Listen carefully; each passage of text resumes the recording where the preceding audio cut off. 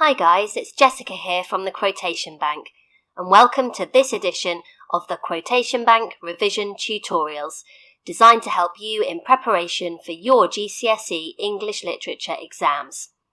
In these videos, we take key scenes and characters from the text and provide a great model for how to go about analysing them precisely and how to get the most out of them in an exam, as well as providing you with the framework for an excellent revision activity you can then do on your own.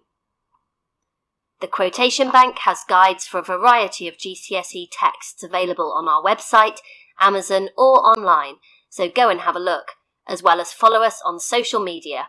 And if you find this video useful, don't forget to give us a thumbs up and subscribe here on YouTube.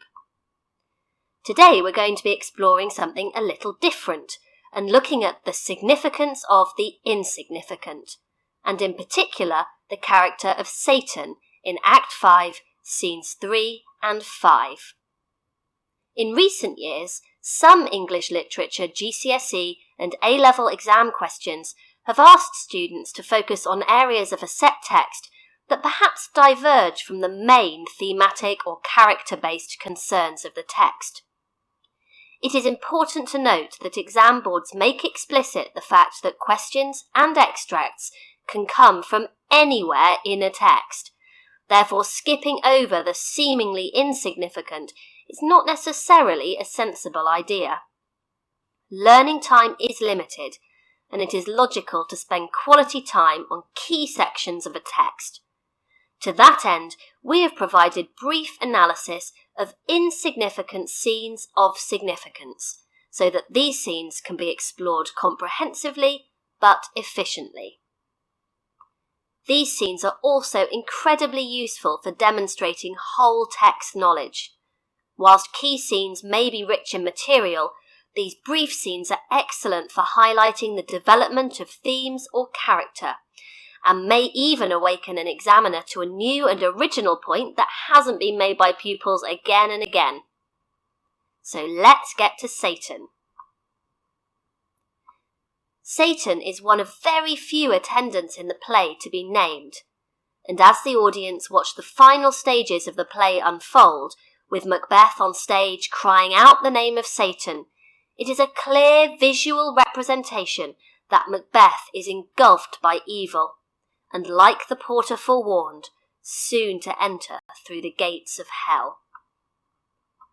However, there are a number of significant actions in the brief time that Seyton is on stage, and it does aid the audience in their understanding of Macbeth's sin. Seyton's presence acts as a reminder that at the end of this great tragedy, Macbeth's greatest crime was to destroy the great chain of being and the divine right of kings.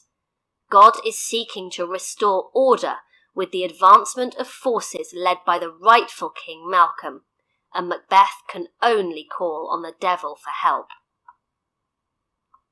Furthermore, it is important to note Seyton's wider role. In one of Macbeth's brief monologues, he confirms that, "I have lived long enough," signifying his life is almost at an end. In the same monologue, he calls out for Seyton 3 times. After killing Duncan, Macbeth had most need of blessing and amen stuck in my throat. Symbolising the rejection of Macbeth by God, the audience can be comforted by the knowledge that in death, Macbeth continues to be rejected by God and will suffer eternally in hell for his actions. Seyton also heightens the diabolic nature of the witches. The witches are not physically present in Act 5, but Macbeth still seeks guidance from evil supernatural forces. He asks Seyton, "What news more?" And when he seeks to control the situation by demanding, "Give me my armour," Seyton defies him by responding, "'Tis not needed yet," much as the witches refuse to comply with Macbeth's demands earlier in the play and continue to act under their own power. Finally, it is significant that Seyton's final act is to confirm that the Queen, my lord, is dead. Earlier in the play, Lady Macbeth calls upon spirits, murdering ministers, and the dunnest smoke of hell, to make sure heaven could not peep through the blanket of the dark to cry, hold, hold. In having Seyton announce Lady Macbeth's death, the audience is left in no doubt that the devil heard and acted upon Lady Macbeth's original request, and has now come to claim his reward. Now, once you have got to grips with this material, it is important to make sure that you know what to do with it in the exam, and we can certainly help you with that.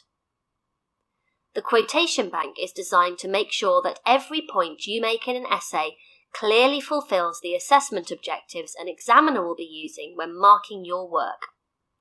Every quotation comes with the following detailed material.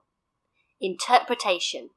The interpretation of each quotation allows you to fulfill AO1, responding to the text and giving an informed personal response. Techniques.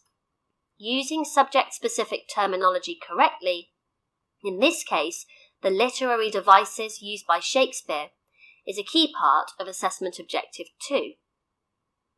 Analysis. We have provided as much analysis as possible. It is a great idea to analyse the quotation in detail.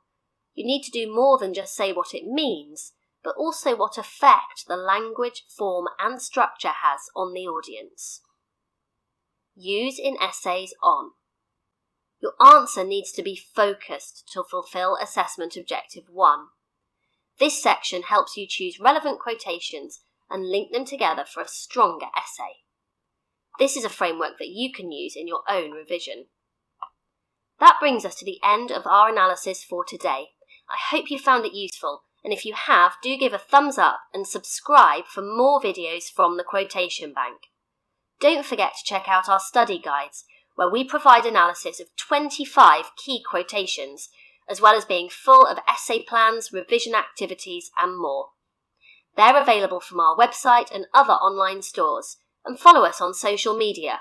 Send us a quotation and we'll try to help you out with your analysis. Thanks for listening, and good luck with the exams.